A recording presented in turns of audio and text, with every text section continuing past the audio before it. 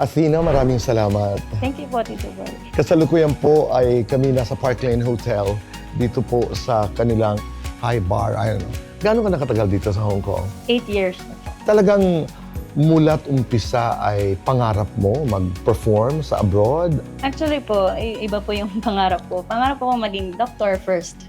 And then when nag-high school po ako, parang gusto ko maging police. Police? Opo. Ay, ang ganda. Opo. And then, paano ka napasok sa musika? Yung papa ko po, lahat po sila magkakapatid. Singers po sila. And then yung sa mother side ko naman po, mga musician, playing instruments po. Oh, talagang buhay na buhay ang musika sa inyong pamilya. Did you join contests when Opo, you were since younger? 9 years old po. So anong yung mga hindi mo malilimutang karanasan bilang kontesera? Yung palagi ko po kasing kalaban yung papa ko sa singing contest. Oh. Opo, kami pong dalawa yun.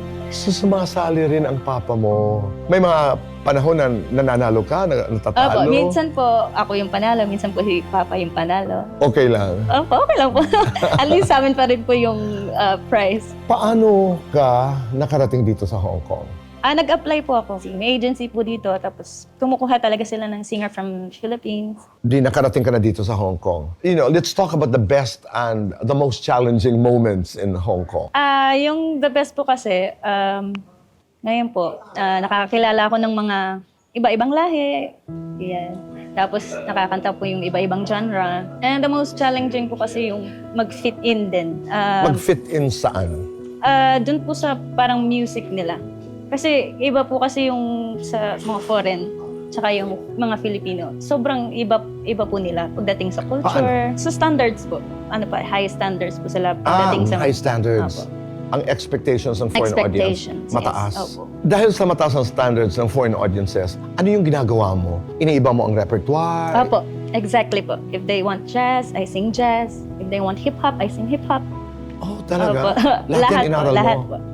Okay. May mga nagsasabi naman na pag nagustuhan ka ng mga foreign audiences, expressive sila. Yes, opo. Minsan ganun po kasi syempre hindi naman po natin maiiwasan na may discrimination. Pero okay naman po. Pagka nagustuhan ka nila, talagang gusto nila. Alam ko itong segment ng ating programa ay you're supposed to ask me questions. Okay, I have few questions po. Sige na. Tito Boy. Okay. Since matagal na po kayo sa industry, marami na po kayo nakakasama, like yung mga artist, ano pong dapat meron sila para maging love sila ng masa? Ang unang pumapasok sa isip ko, kahit hindi sa masa kahit pag nasa entablado ka lang, Hong Kong man o sa Maynila, importante na alam nilang gustong-gusto mo yung ginagawa mo. Ako gusto ko bilang manager, I like artists are hungry. Gusto ko yung pag kumakanta sila ng awitin, parang it's the last song they're going to sing in life. Yung walang ibinabalato na bawat hinga, bawat tingin, bawat note ay ninanamnam. So gustong-gusto ng masa yon. At saka, aside from loving it, aside from hunger, you have to work hard. You really have to work hard. Sige, isa pa. Okay. My second question will be, ano pong dapat gawin para malaman mo kung ano talaga yung para sa'yo? Sa umpisa, palagay ko tama yung nag-experiment ka. You go to as many genres as possible. Lalo na noon. Pero meron ngayon, alam nila kaagad kung saan sila. Alam nila kung they wanna go to jazz. Opo. Di ba? Meron ganun. Ngayon, Pero na-expert yung na lang mga na-manage kong singers noon, nagdaan talaga sila sa nagpa-pop hanggang dinadala sila kung anong genre.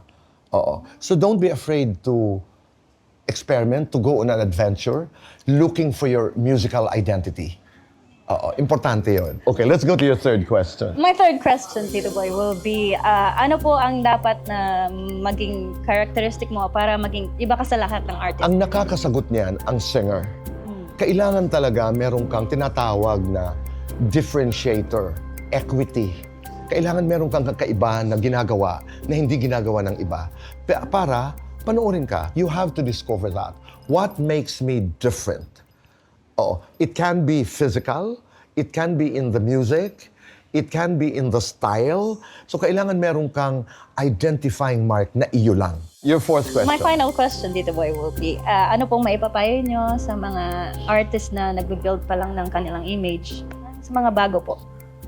enjoy the ride. Enjoy the journey. At huwag masyado mareklamo. Show up. Show up and be present. Do not be afraid to commit mistakes. Kasi lahat ng yan will push you to the next level. Do not be afraid. Do not be afraid to succeed. Do not be afraid to be your best. Wow. Di ba? Naku, maraming salamat, Athena. Salamat po. Thank you very much. Thank you, Tito Boy. Kapiranggot lang, I will survive para sa pagtatapos ng ating pag-uusap. I will survive. Oh, as long as I know how to live, I know I'll stay alive. I've got all my love to live. I've got all my love to give, and I survive. I will survive. Hey, hey. Maraming Thank you po. salamat. Thank you po, Tito Boy. Wow, for your time, for your music, for your talent, Salamat. for your beauty. Thank you po. Maraming salamat, Athena. Cayetano in action with Boy Abunda would like to thank Ensaymada from La Luna Cafe. Come home to a delicious tradition. We're located at 103 ML Quezon Avenue, Hagonoy, Taguig. 7. Visit at B6, Bonifacio High Street, BGC, Taguig.